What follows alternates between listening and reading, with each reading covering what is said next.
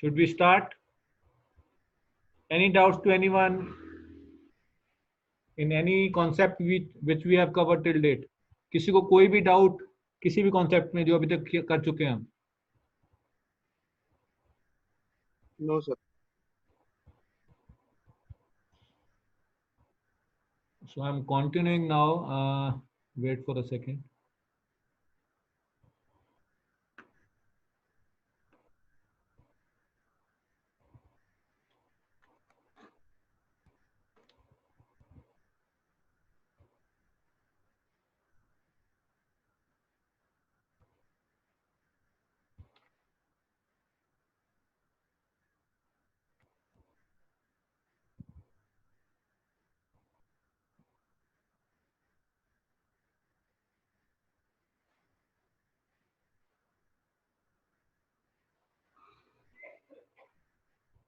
So whatever we covered is actually called hydrostatic paradox. So paradox means intuitively it seems to be the other way. देखने में अलग लगता कि किसी और तरीके से होना चाहिए लेकिन एक्चुअल में होता किसी और तरीके से. So that's why this is called hydrostatic paradox. So these readings and all that stuff, this is called hydrostatic paradox.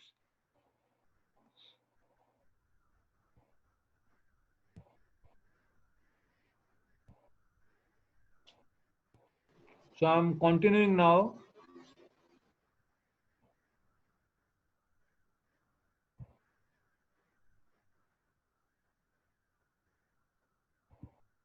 So these are more examples.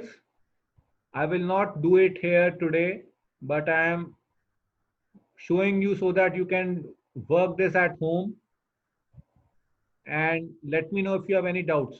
So I'm spending 15 seconds on each slide. You can note it down. Then I will start with the next concepts. So what is asked is I'm asking you the pressure values in each case at the bottom at these points. Likewise, you need to find out the weighing scale measurements in all the 4 cases.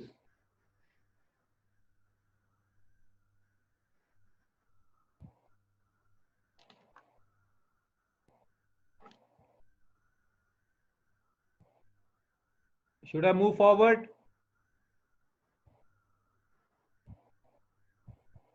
Likewise, pressure at these points A, B, C, D, E, you need to find out the pressure values. And likewise, you need to find out the values of weighing scales when these containers are kept on the weighing scale. So try this at home and come up with your answers. We will discuss those answers in the next lecture. For today, you can only note down these so that we can discuss this on Friday.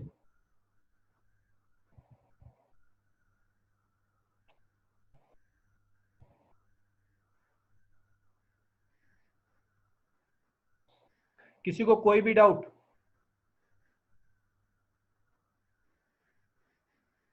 Should I move forward now? Yes, sir.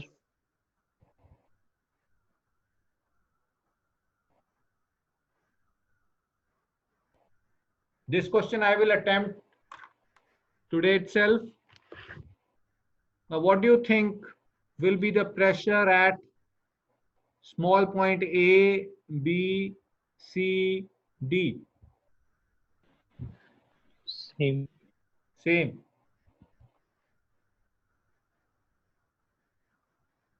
What about capital A, capital B, capital C, and capital D?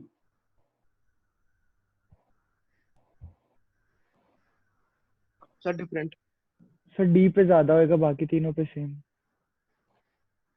So this is equal, but this is not equal to pressure at तो D. ये तो नहीं कह सकते ना कि sir D पे ज्यादा होगा या कम होगा.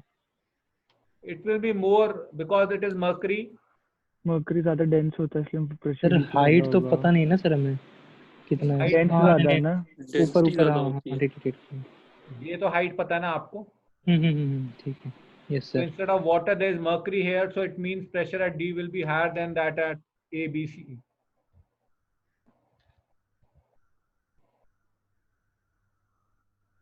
Next,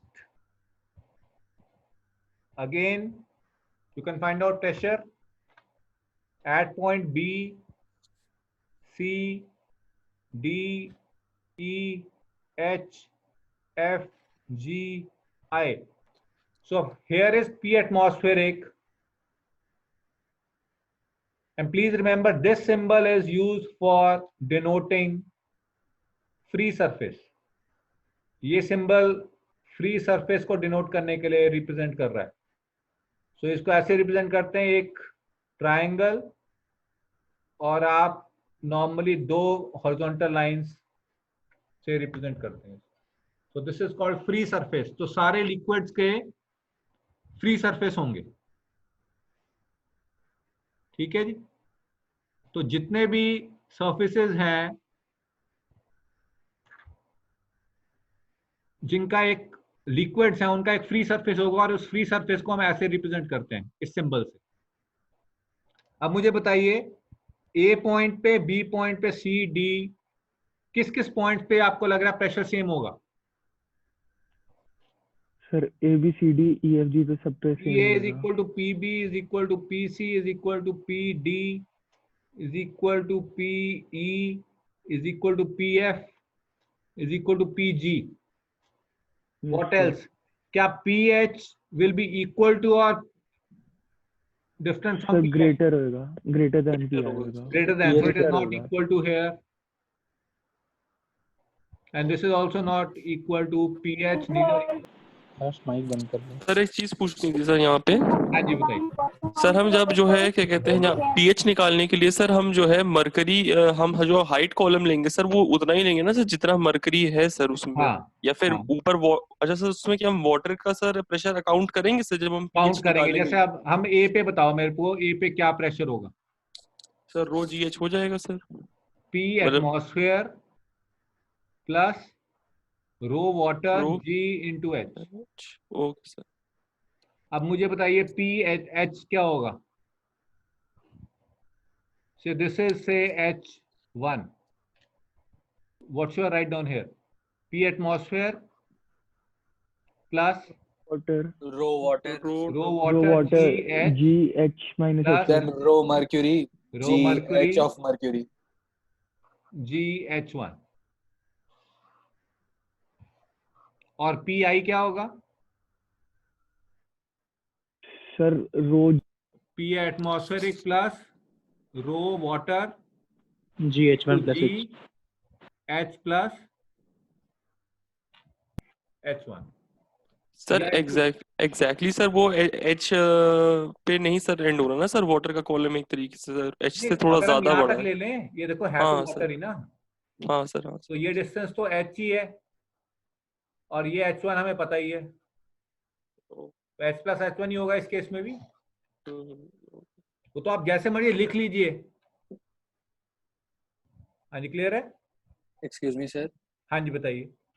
So sorry, sir. Actually, 10:50 I have a meeting to attend. So, sir, may I leave the class? I'll rejoin as soon as it is over. Okay no issues. Thank you, sir. हाँ जी बताइए. किसी को कोई doubt?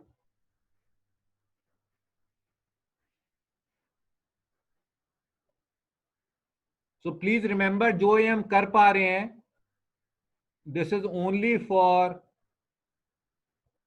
Incompressible fluids where there is only one body force, that is gravity. ये चीज ध्यान में रखनी है आपने. ये P is equal to rho G H जो फॉर्मूला है ये सिर्फ इन दो कंडीशंस में अप्लाई होता है कि एक तो फ्लूइड इनकम्प्रेसिबल हो, दूसरा सिर्फ ग्रेविटी एक्ट कर रही हो एज अ बॉडी फोर्स. तो आपको बॉडी फोर्स और सरफेस फोर्स में डिफरेंसेस पता है?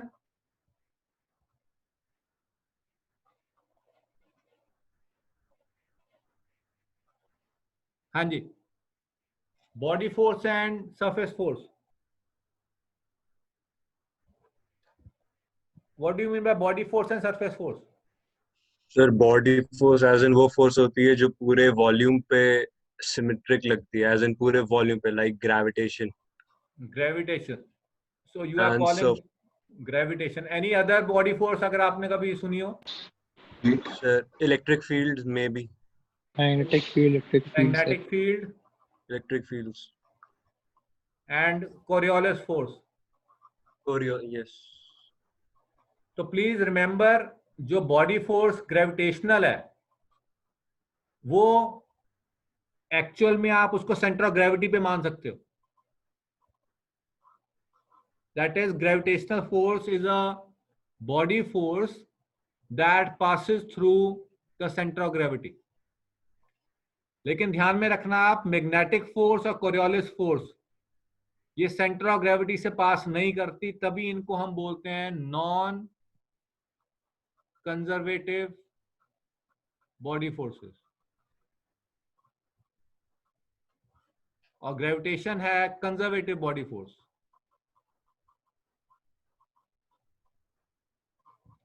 तो हमने क्या कंडीशन लगाई है कि P is equal to rho G H कब हम बता पाएंगे? जब बॉडी फोर्स कौन सी लग रही हो? सिर्फ ग्रेविटी. और अगर कोई और साथ में बॉडी फोर्स लग रही है जैसे मैग्नेटिक फील्ड या कोरियोलिस फोर्स, तो प्रेशर रो जी एच के बराबर नहीं होगा. Please remember that. In that case P will not be equal to rho g h in case of non-conservative body forces. और अगर इनकम्प्रेसिबल नहीं है, मान लीजिए लिक्विड की जगह, यहां पे लिक्विड की जगह या वाटर की जगह एक कंप्रेसिबल, हाईली कंप्रेसिबल गैस होती, तो जरूरी नहीं है कि वो रो जी एच के बराबर आएगा, क्योंकि rho then is not a constant. अब आप मुझे बात बताइए, जब आप अलोंग द डेप्थ जाते हैं, से एट लोकेशन से दिस 1 2 3 4 एंड 5, आप डेंसिटी सेम मानते हैं कि डिफरेंट मानते हैं? सेम. सेम मानते हैं. सो रो इज अ कांस्टेंट. लेकिन अगर मान लीजिए गैस है, तो व्हाट विल हैपन? जो नीचे वाली होगी वो ज्यादा कंप्रेस्ड होगी, यहां डेंसर एयर होगी, यहां उससे कम डेंस, यहां सबसे कम डेंस एयर होगी. तो rho will be a function of height. तो उस केस में भी ये रो जी एच नहीं आएगा. It will not be equal to rho G H. तो ये ध्यान में रखना आपने, जो फॉर्मूला आप यूज कर रहे हो pressure is equal to rho G H, वो किन कंडीशंस में वैलिड है, वो हर कंडीशन में वैलिड नहीं है. ये चीज आपको क्लियर होनी चाहिए. हाँ जी, क्लियर है? किसी को कोई doubt? So this is now Pascal's, sometimes also called first principle. So please read this out carefully. I'm giving you 30 seconds. Then we will discuss this.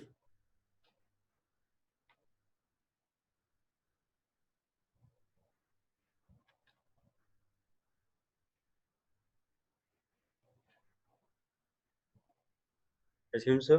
हाँ जी. सर आपने अभी बताया था कि magnetic and Coriolis forces are non conservative. हाँ जी. Sir conservative non conservative depends upon the field का डिस्ट्रीब्यूशन कैसा है उस फोर्स का स्पेस में. ठीक है. तो अगर फील्ड कांस्टेंट होती है वी से it is in conservative, and field अगर कांस्टेंट नहीं होती, वेरी करती है पोजीशन और टाइम के साथ, तो वी से इट इज नॉन कंजर्वेटिव. नहीं सर तो मैं बता रहा हूँ क्या कंजर्वेटिव का एक्चुअल में मतलब क्या है. कि जैसे आप मान लीजिए, एग्जांपल बोलूं, से दिस वाज द बिल्डिंग. एक बिल्डिंग है, आपने बिल्डिंग के ऊपर जाना है. एक ये रूट है, स्टेयर्स के थ्रू जा रहे हो आप, और एक ये रूट है, आप क्लाइंब कर रहे हो. आपने हाइट h आपने ट्रेवल किया. तो यहां पे आके आपकी पोटेंशियल एनर्जी कितनी होगी? मान लो ये 0 था, H equal to 0 and say this is H is equal to capital H, तो यहाँ पे आपकी पोटेंशियल एनर्जी कितनी है? mgh mgh दोनों mgh। पार्ट्स यहाँ पे पे कितनी है अगर इसको डेटा मान रहे हैं? 0। 0। ठीक है, अब आप चाहे डिफरेंट रूट्स फॉलो कर रहे हैं, चाहे ये रूट फॉलो करें चाहे ये रूट फॉलो करें, यस आपका जो वर्क डन है वो सेम है। Yes sir. और अगर आप राउंड ट्रिप ले लें, राउंड ट्रिप का क्या मतलब हुआ? यहां से गए वापस आ गए नीचे, तो आपका चेंज इन एनर्जी क्या हुआ? 0 0। तो वर्क डन आपने एक्चुअल में क्या हुआ?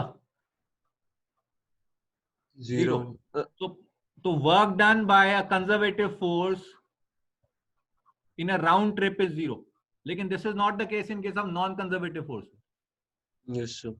तो ये डिफरेंशिएट करता है। कंजर्वेटिव फोर्स का मतलब है जिसमें एक तो पाथ इंडिपेंडेंट हो, इसमें पाथ इंडिपेंडेंट देख लिया हमने, यस सर।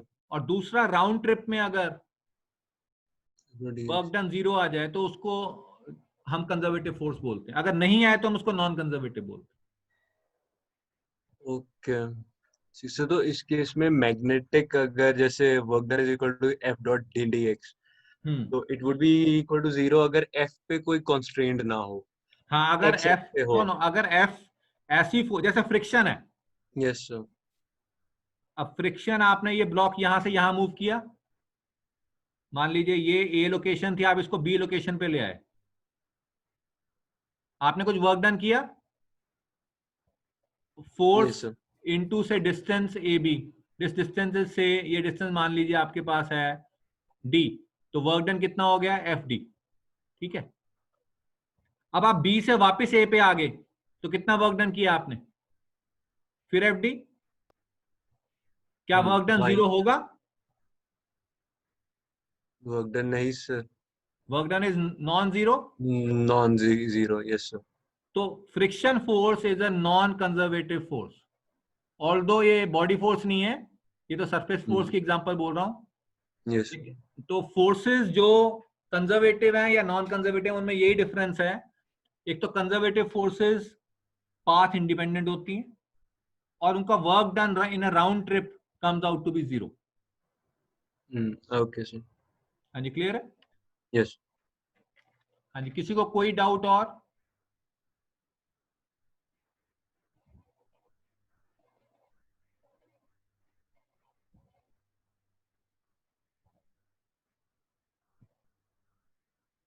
हाँ जी, किसी को कोई doubt?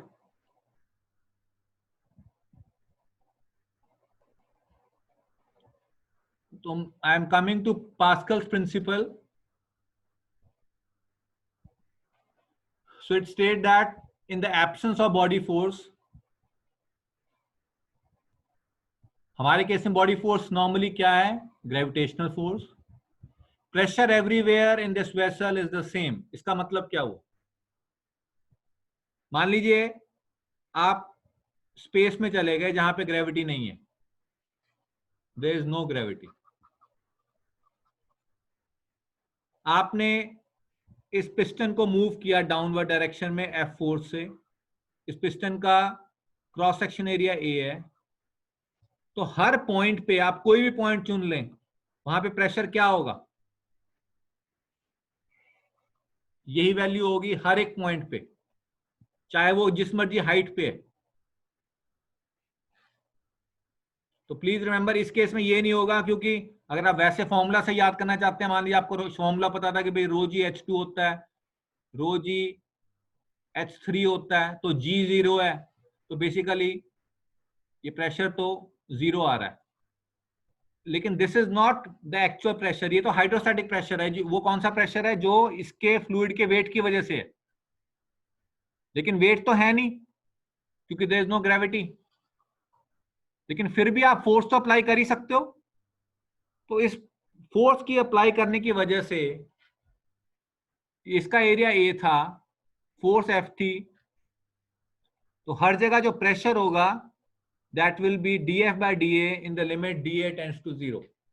So this is the definition of pressure at each and every point, और वो हर जगह सेम होगा, उसमें हाइट का कोई रिलेशन नहीं होगा, because gravitational force is not there.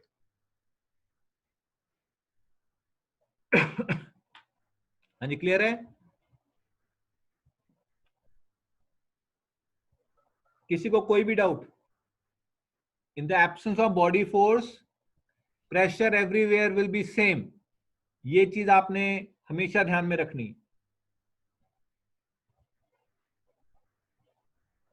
हाँ जी, किसी को कोई भी डाउट?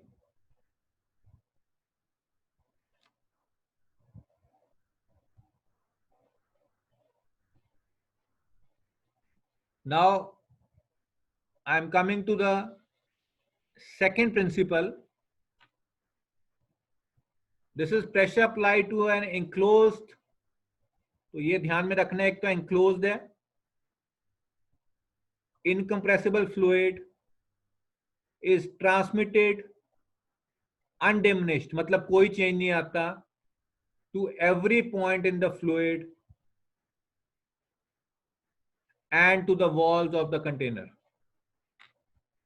तो अगर मैं इसको, यहां पे मैंने एक बनाया हाइड्रोलिक जैक की type,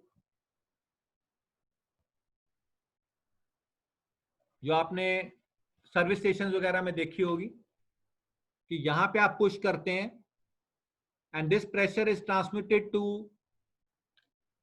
each and every point in the fluid as well as on the walls of the this enclosure. तो यहां पे और कौन सी डायरेक्शन में आना चाहिए pressure?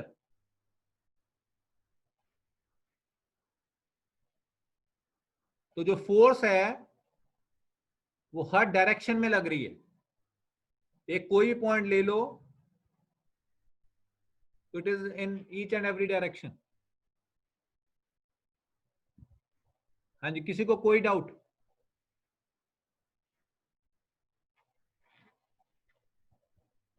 And this is the principle is of, line का हाँ जी, सर एक बार सर इस लाइन का मतलब बता दीजिए सर, ट्रांसमिटेड अनडिमिनिश्ड।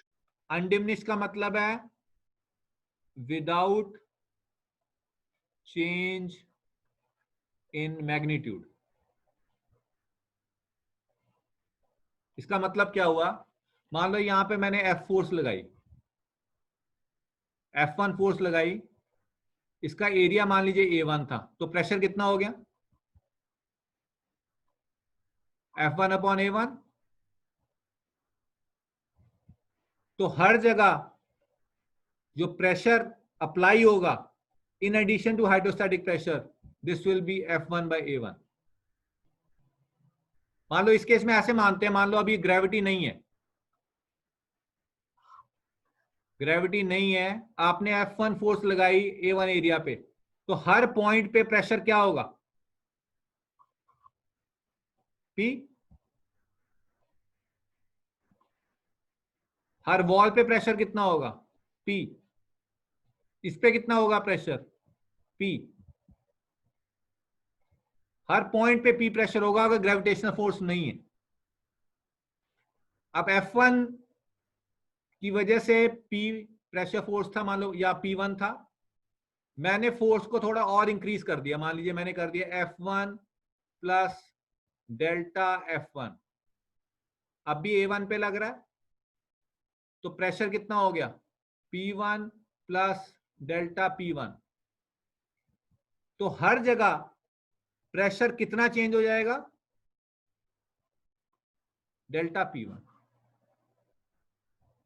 हर एक वॉल पे, हर एक पॉइंट पे, जब फोर्स को मैंने डेल्टा F1 से बढ़ाया ताकि pressure P1 plus delta P1 हो गया यहां पे, तो हर पॉइंट पे भी प्रेशर डेल्टा P1 से चेंज हो जाएगा। हाँ, ये क्लियर है?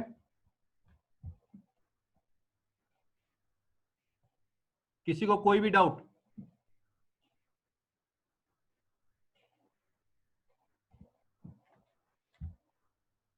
हाँ जी, any doubts? Sir, I had one doubt. हाँ जी, बताइए। Hello. हाँ जी, हाँ जी, हाँ जी, बताइए। हेलो, हाँ जी, बताइए। हेलो,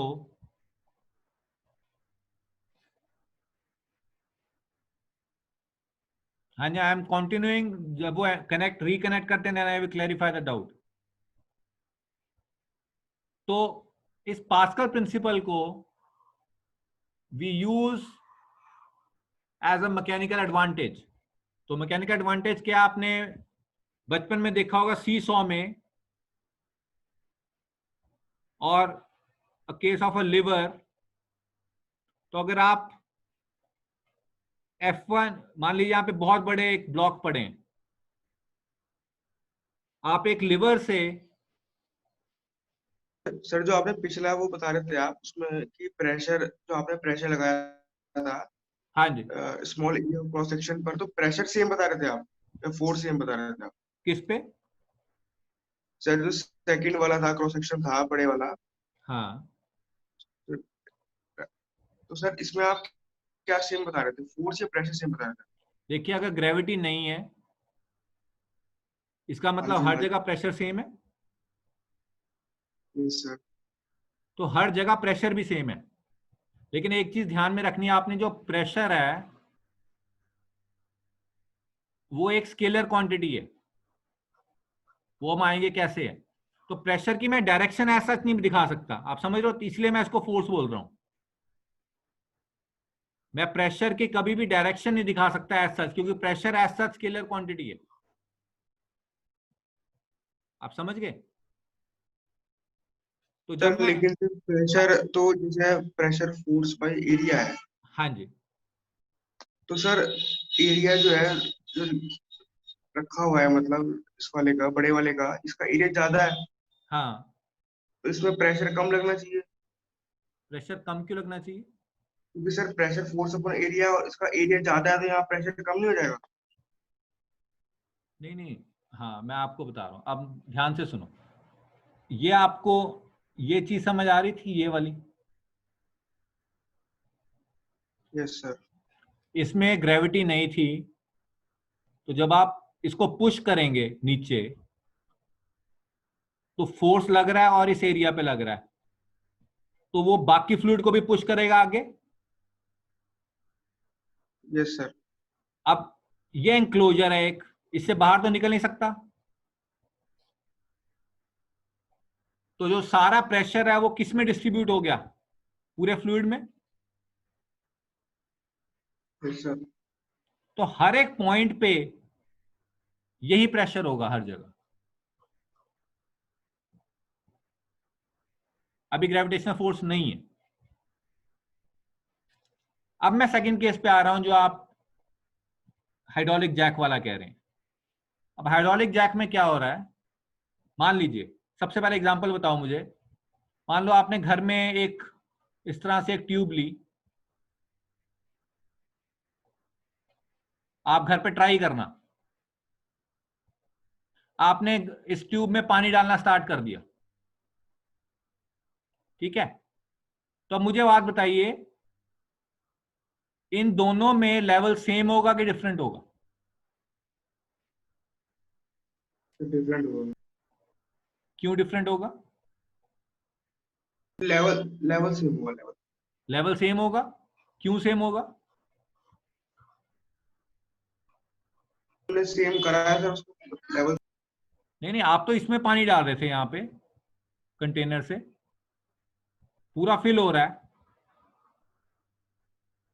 जब आपने पानी डालने से हट गए तो लेवल सेम क्यों हो गए?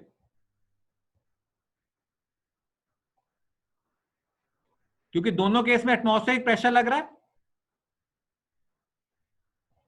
Yes sir. तो दोनों एक दूसरे को बैलेंस कर रहे हैं, यस सर। ठीक है ना? तो ये तो मूव नहीं कर रहा है, इसका मतलब लेवल सेम है यहां पे। Yes sir. अब मान लीजिए आपने इन दोनों के ऊपर बहुत ही हल्की सी पिस्टन्स रख दी, सेम वेट की। ये एक पिस्टन है और एक ये पिस्टन है, दोनों का सेम वेट है।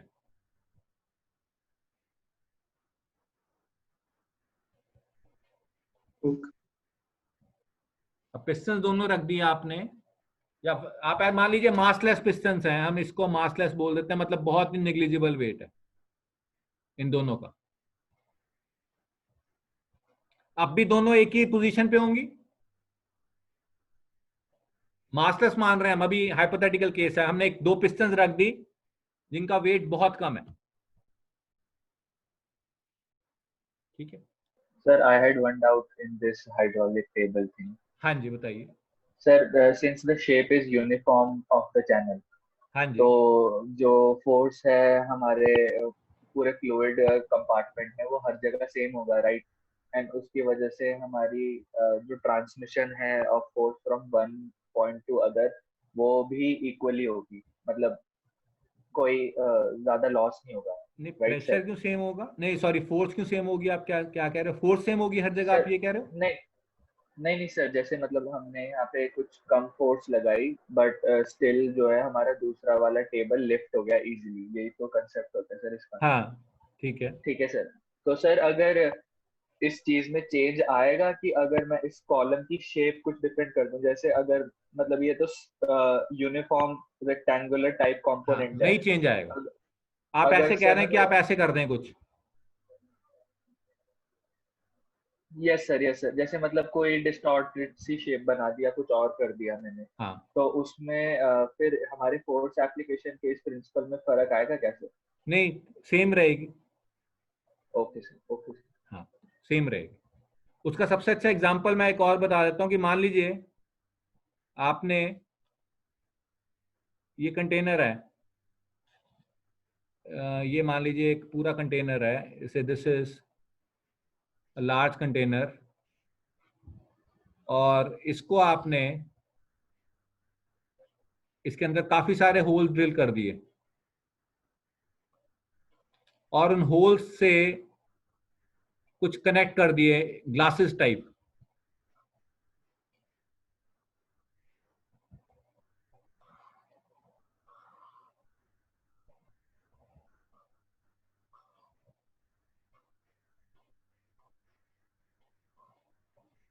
अब आपने यहां पे पानी डालना स्टार्ट कर दिया ताकि सारे आपने फिल कर दिया पूरा, ये हॉलो है, इसको भी फिल कर दिया।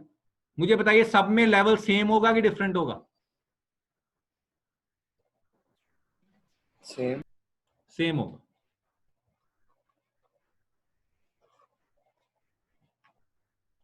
So this gives you the hint कि इस केस में भी चाहे आप डिफरेंट शेप्स यूज कर लें हाइड्रोलिक जैक में, इट विल नॉट इफेक्ट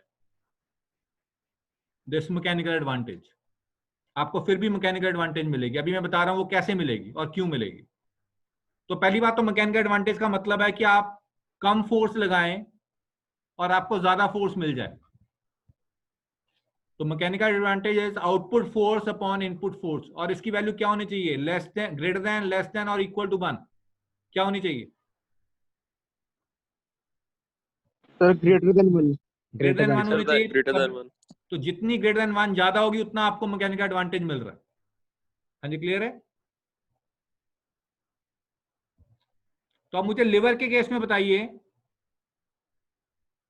ये एक केस ये है, एक केस ये है, किस केस में मैकेनिकल एडवांटेज ज्यादा मिलेगी?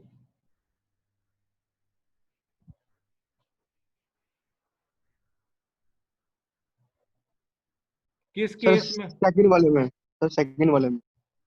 मान लीजिए ये था F2 और दिस इज ऑल्सो F2। किस केस में आपको कम फोर्स लगानी पड़ेगी? सर पहले वाले में सर। पहले वाले में। So sir FA torque sir. Is less than FB।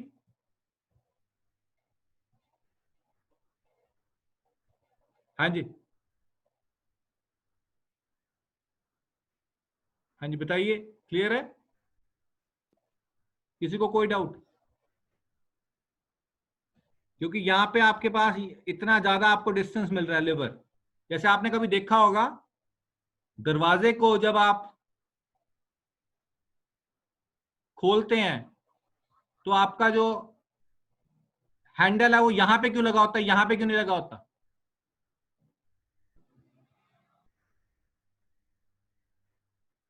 कि सर हमें फिर गेट खोलने में आसानी हो जाती है। तो इसका क्या मतलब हुआ, ये आप फोर्स इधर को लगा रहे हो, यहां भी इधर को लगा रहे हो, किस केस में फोर्स कम लगा रहे हो आप, ए केस में कि बी केस में? सर बी केस में कम लगा रहे हैं फोर्स। आप समझ रहे हो? तो likewise in this case also आपको यहां पे एडवांटेज मिल रहा है। ठीक है, तो ये तो मैकेनिकल एडवांटेज थे लिवर के केस में। ऐसे मैकेनिकल एडवांटेज आपको हाइड्रोलिक के केस में भी मिल सकता है। अब वो कैसे मिल सकता है वो मैं समझा रहा हूं। ये एक एग्जांपल है, दिस इज हाइड्रोलिक प्रेस। जैसे आपकी हाइड्रोलिक जैक होता है वैसे एक हाइड्रोलिक प्रेस होता है। ये किसी भी कंपोनेंट को प्रेस करने के लिए, मान लीजिए आपको किसी चीज को बेंड करना है, आप यहां पे प्लेस कर देंगे उसको, ये हैंडल है, आप इसको पुश करेंगे नीचे, ये दो सिलेंडर्स हैं जो आपस में कनेक्टेड है, ये दो सिलेंडर्स, ये दो सिलेंडर्स हैं, ये आपस में कनेक्टेड हैं इस पाइप से। तो जब आप यहां पे फोर्स लगाएंगे, मान लीजिए F1, और यहां पे फोर्स कितनी आपको लगानी पड़ेगी, आपको लेवल सेम रखना है अगर फ्लूइड का। मान लीजिए area is 100 and here area is 1, so I'm writing down A2 upon A1 is equal to 100. I'm asking you what will be F2 upon F1 equal to?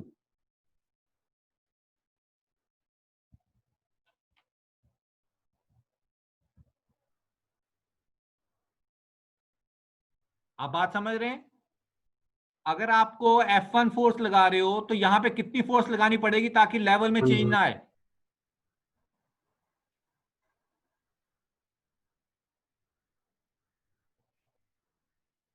So the fluid field, जो fluid है वो incompressible fluid है, इसके अंदर जो field है incompressible fluid है, जो इसके अंदर फील्ड है।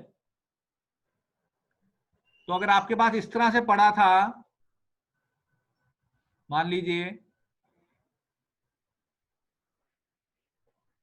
This is just like this,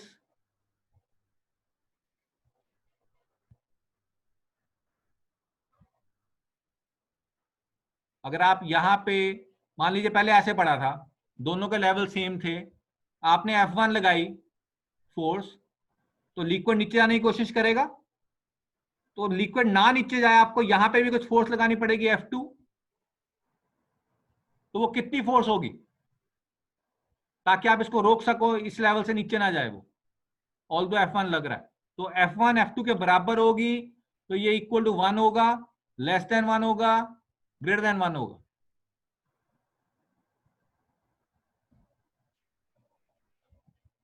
हाँ जी, क्वेश्चन समझ रहे हैं आप? किसी को कोई डाउट? हाँ, F2 अगर बराबर होगी तो less than 1 sir. Less than 1। तो अब आप सोच के देखिए, मान लीजिए हाइड्रोलिक जैक में क्या होता है, यहां पे गाड़ी होती है और यहां पे आप पुश कर रहे होते हो, या आपने किसी ने भी कभी टायर चेंज किया गाड़ी का? Yes sir. तो हाइड्रोलिक जैक देखा आपने? Yes sir. Yes sir. तो वो छोटा सा जैक होता है, उसमें कुछ ऐसा सा लगा होता है, आप उसको इसको ऊपर नीचे करते रहते हो, और यहां पे वो आप गाड़ी के नीचे लगा देते हो इसको, ये ऊपर जाता रहता है। तो यहाँ पे एक छोटा सिलेंडर होता है, यहाँ पे एक बड़ा सिलेंडर होता है। सर एक प्रेशर वॉल्व भी होती है जिसको जैसे ओपन कर दिया तो एकदम से वो वापस हाँ, वो अपनी प्रेशर वॉल्व होती है, वो है कि अगर आपने उसको डिस्चार्ज करना है, जब आप बाद में जी उसको सर। बंद करने लगते हैं, या उसको यस नीचे सर। करना है जब आपने। Yes sir. तो अब बात बताइए, यहाँ पे जब आप फोर्स लगा चुके हैं, यहाँ पे आप फोर्स लगा रहे हैं कुछ F1, आपकी फोर्स किस चीज को बैलेंस कर रही है, पूरी गाड़ी को? हाँ जी, क्लियर है? तो अब मुझे इसमें सोच के बताइए, F2 by F1 greater than 1 होना चाहिए, लेस देन 1 की equal to 1? Greater than 1। Sir Greater than greater one. Than 1 होना ग्रेटर चाहिए। देन 1 और कितनी वैल्यू होनी चाहिए? 100 100 sir. By Pascal law initially कोई प्रेशर नहीं था, आपने प्रेशर कितना लगा दिया? F1 by A1। तो यहां पे भी कितना प्रेशर होना चाहिए? Same. So it means F2 by A2 should be equal to F1 by A1। तो F2 by F1 is equal to A2 by A1, और A2 बाय A1 क्या है? 100। तो इसका मतलब क्या हुआ? अगर आप 10 kg यहां पे एक वेट रख देते हैं तो यहां पे कितना वेट आप सहार सकते हैं? 1000 kg। So 10 kg is balancing 1000 kg।